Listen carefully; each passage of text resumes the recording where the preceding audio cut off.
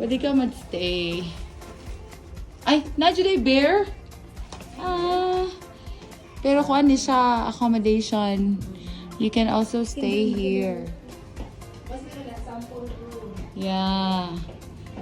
So, you can also stay here in the crazy house. There are available rooms for accommodation. So, let's go. Let's go now into business. This is kangaroo number 8. May kangaroo talaga. Cute. Ang ilang rooms. Cute lang.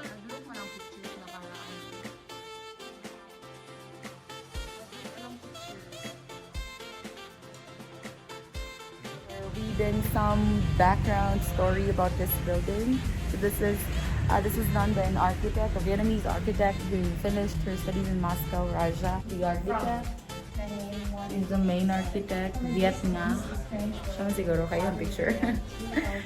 And she's an architect, and she's famous for these unique and like crazy architectural designs.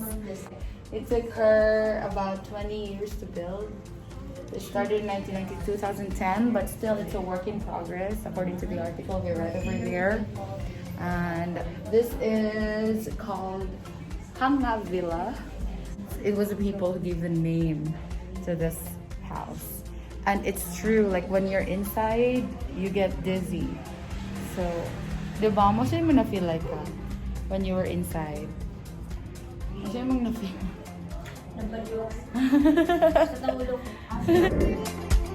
Contrary to its reputation now, Dalat Crazy House has had its share of disapprovals and rejections. The town residents were completely weirded out by this entirely new and strange idea that dawned their town. So it was closed down for quite some time. But then again, they realized the artistry in its uniqueness, and it was open to the public, and it gained international recognition, and the rest is history.